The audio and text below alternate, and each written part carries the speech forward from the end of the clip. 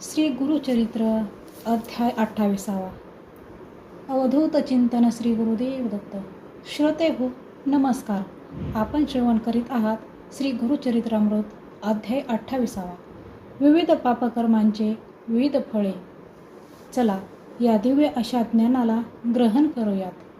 नामधारक सिद्धमुनींना म्हणाले, मला आता पुढची कथा ऐकण्याची तीव्र अशी इच्छा आहे. कृपया ती कथा मला सांगा. त्यावरती सिद्धयोगी म्हणाले, मला कोणत्या पापकर्मामुळे हीनदशा प्राप्त झाली असे त्या मातंगाने विचारले. श्री गुरु त्याला म्हणाले, पूर्वजन्मी केलेल्या पापकर्मांमुळे यहजन्मी तसे भोग भोगावे लागतात. दोष किंवा पापकर्म अनेक प्रकारचे असतात आणि प्रत्येक पापकर्माचे फळ प्रत्येकाला भोगावेच लागते. त्याविषयी सविस्तर माहिती मी तुला सांगतो, ती ऐक.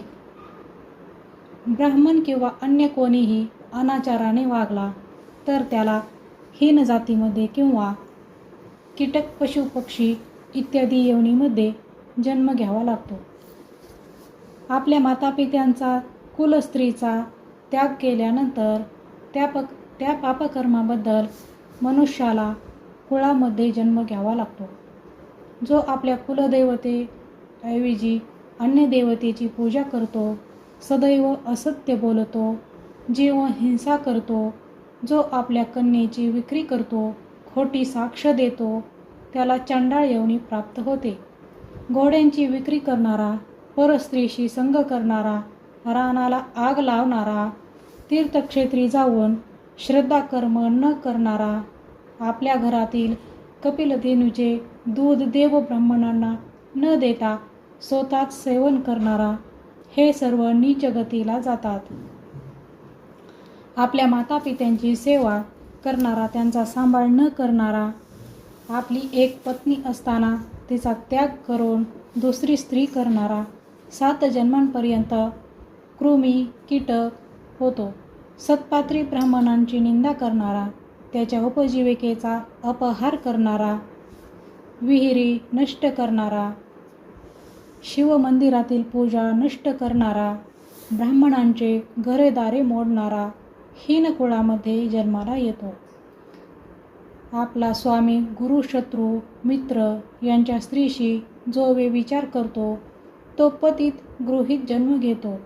दारी आलेल्या अतिथीला जो अन्न देत नाही, राजाने दुसऱ्याला दिलेले भूदान जो हिरावून घेतो, वैश्याच्या वेळी दारी आलेल्याला स्वागत न करता त्याला कठोर शब्दांनी बोलून अपमानित करतो, त्यांना कोंबड्याचा जन्म मिळतो.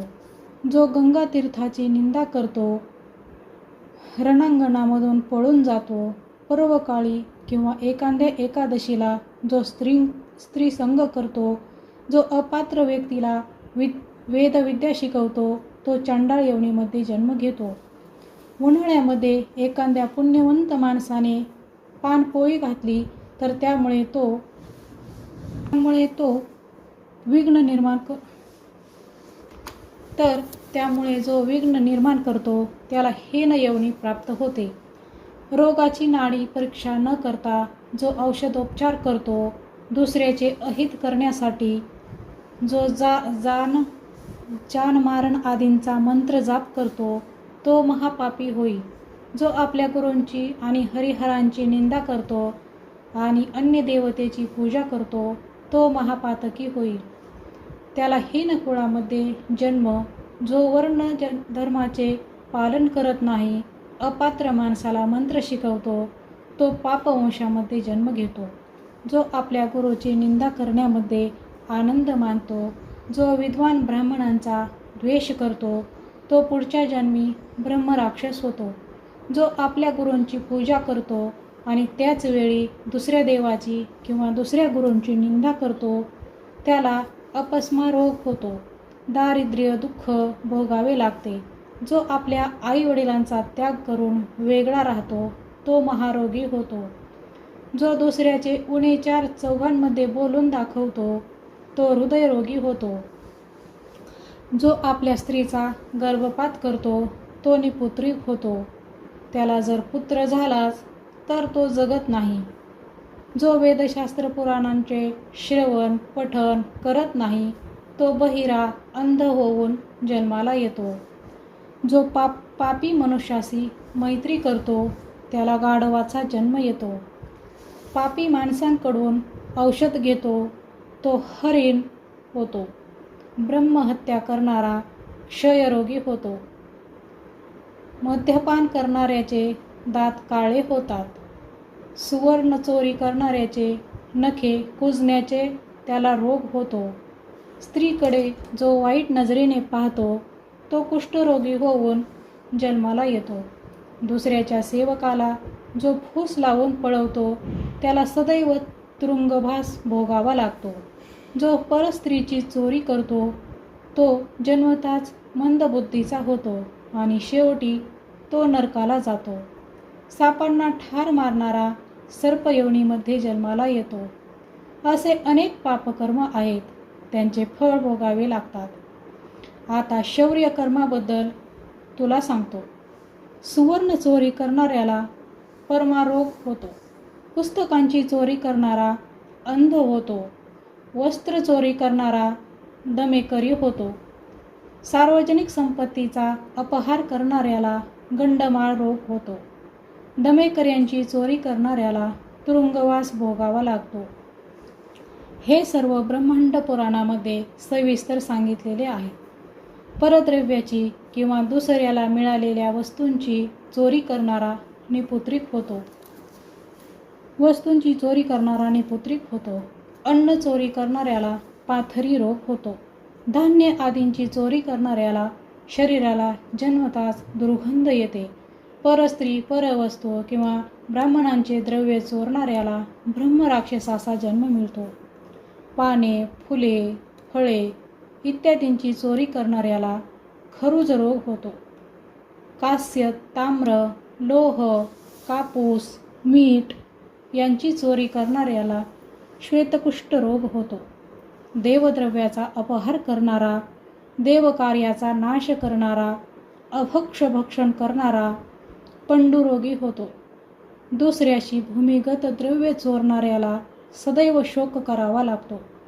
धेनुधनाची चोरी करणाऱ्याला उंठाचा जन्म मिळतो. दुसऱ्याच्या घरातील भांडीकुंडी चोरणारा मनुष्य कावळा होतो. मधाची चोरी करणारा बेघर होतो. श्री गुरु त्या पतिताला म्हणाले, या सर्व शौर्य कर्माबद्दल ते जन्म घ्यावे लागतात.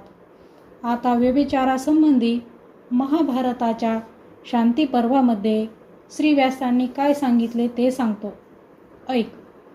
परस्त्रीला आलिंगन दिल्यास 100 जन्म श्वानयोनीमध्ये जन्म घ्यावा लागतो. त्यानंतर सर्पयोनीमध्ये जन्म घ्यावा लागतो. परस्त्रीची योनी पाहणारा जन्मजात अंध होतो, जन्मांध होतो. भावाच्या पत्नीशी संग करणाऱ्याला गाढवाचा जन्म मिळतो. त्यानंतर त्याला सर्पयोनीमध्ये जन्म घ्यावा लागतो आणि शेवटी तो नरकाला जातो. मित्राची पत्नी माते समान असते. तिच्याशी संग करणारा श्वान योनीमध्ये जन्माला जातो. परस्त्रीचे मुख अवलोकन करू नये आणि ते वाईट बुद्धीने करणारा नेत्ररोगी होतो. हीन जातीची स्त्रीशी व्यभिचार करणारा श्वान योनीमध्ये जन्म घेतो. श्री गुरूंचे निरूपण शांतचित्ताने ऐकत असलेल्या त्रिविक्रम भारतीने विचारले, स्वामी, आपण सांगितलेले पापकर्म एखाद्याच्या हातून जर एकदाच घडले तर ते पाप कशाने नष्ट होईल? त्यावर श्री गुरु म्हणाले, केलेल्या पापकर्माचा पश्चाताप झाला तर त्या कर्माचे पाप लागत नाही. मोठ्या पापकर्माची मनाला बोचणी लागण्यास तिला प्रायश्चित्त आहे. त्यासाठी ब्रह्मदंड द्यावा, सालंकृत गोदान करावे आणि ते शक्य नसेल तर यथाशक्ती द्रव्यदान करावे.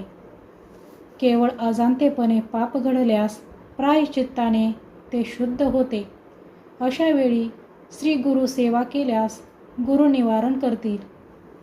200 प्राणायाम आणि पुण्यतीर्थामध्ये 10 वेळा स्नान केल्यास पापाचा नाश होतो. त्याचप्रमाणे 3 गुंजा सुवर्णदान करावे. 2 योजनपर्यंत नदी तीराने तीर्थयात्रा करावी. पती किंवा पत्नी यापैकी एकाने जर पाप केले असेल तर दोघांनी प्रायश्चित्त घ्यावे. त्याप्रमाणे गायत्रीचा 10,000 जप करावा. 12 सत्पात्री ब्राह्मणांना भोजन द्यावे. 1,000 तिला आहुती द्याव्यात. याला गायत्री कृच्च असे म्हणतात. त्याचप्रमाणे प्राजापत्य कृच्च, अतिकृच्च, पर्णकृच्च करावे. त्यामुळे केवळ अज्ञानाने झालेली पापे नष्ट होतात. समुद्र सेतुबंदी स्नान केल्यास भ्रूणहत्या आणि कृताग्नीचा नाश होतो. विधीपूर्वक 1 कोटी गायत्री मंत्राचा जप केल्याने ब्रह्महत्या पातकांचा नाश होतो. 1,00,000 गायत्री जप केल्याने गुरुपत्नीशी केलेल्या पातकांचा नाश होतो. अशा प्रकारे श्री गुरूंनी त्रिविक्रम भारतीला पापमुक्तीसाठी करावे स्नान, दान, जप, तप, उपोषण, तीर्थयात्रा आदी गोष्टी सांगितल्या. पण त्या मातंगाला पुन्हा आपल्या जातीमध्ये जावे असे वाटेना. श्री गुरूंनी त्याला स्वतःच्या घरी जायला सांगितले. तो जायला तयार नव्हता. इतक्या त्या मातंगाची बायका मुले तिथे आली. त्याची पत्नी म्हणाली, माझ्या पतीला अपस्माची व्याधी झाली आहे. बराच वेळ झाला तरी ते घरी परत आले नाहीत, म्हणून त्यांना शोधित आम्ही येथे आलो आहोत. ती त्याच्याजवळ जाऊ लागली तेव्हा तो मातंग म्हणाला, मला स्पर्श करू नकोस, मी ब्राह्मण आहे. आता लोकांनी तिला घडलेली सर्व हकीकत सांगितली. तेव्हा ते शोक करीत श्री गुरूंना म्हणाली, स्वामी, हे काय हो झाले? आता मी काय करू? मी आपणाला शरण आले आहे. कृपा करा आणि माझ्या पतीची आणि माझी ताटातूट करू नका. मग श्री गुरु त्या मातंगाला म्हणाले, आता तू आपल्या घरी जा. तुझ्यामुळे तुझी पत्नी आणि तुझी मुले दुःखी झाली तर तुला सद्गती प्राप्त होणार नाही. ज्याला संसारामध्ये रस नाही त्यांनी बायका मुलांच्या भानगडीमध्ये पडू नये. एकदा संसारामध्ये पडल्यावर बायका मुलांचा त्याग केला तर मोठा दोष निर्माण होतो. तू सूर्यचंद्राला साक्षी ठेवून स्त्रीचा स्वीकार केला आहेस. आता तिचा त्याग केलास तर तू महापापी धरशील. तुला सद्गती मिळणार नाही. श्री गुरूंनी असं सांगितलं असता तो मातंग म्हणाला, स्वामी, मला आता ज्ञानप्राप्ती झाली आहे. मग मी पुन्हा जातीहीन कशाला होऊ? तो असं म्हणाला तेव्हा श्री गुरूंनी विचार केला, याच्या शरीरावर विभूती आहे आणि त्याचाच हा परिणाम आहे. ती धुतली गेली म्हणजे याच्या ठिकाणी अज्ञान निर्माण होईल. श्री गुरूंनी एका लोभ संसारा आसक्त ब्राह्मणाला बोलावून सांगितले. तो या मातंगावर स्वहस्ते पाणी होत म्हणजे याच्या ठिकाणी संसाराची आसक्ती निर्माण होईल. त्या ब्राह्मणाने नदीवरून घागर भरून आणली आणि त्या मातंगाच्या अंगावर ओतली.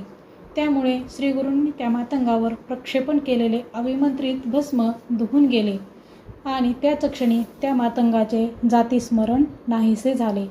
तो धावतच आपल्या बायका मुलांजवळ गेला आणि विचारू लागला, मी इथे कसा आलो आणि तुम्ही इथे कशासाठी आला आहात? मला काहीही समजत नाही. मग तो आपल्या बायका मुलांसह घरी परत गेला. हा सगळा प्रकार घडलेला पाहून लोकांना मोठे आश्चर्य वाटले. श्री गुरूंची लीला अगाध आहे. त्यांना पुन्हा एकदा कळाले. त्यावेळी तिथे असलेले त्रिविक्रम भारती श्री गुरूंना म्हणाले, स्वामी, भस्माच्या प्रभावाने त्या मातंगाला पूर्वजन्माचे स्मरण झाले आणि ते भस्म धुतले गेले तेव्हा त्याची स्मृती नाहीशी झाली. हा भस्माचा मोठा प्रभाव अद्भुत आहे.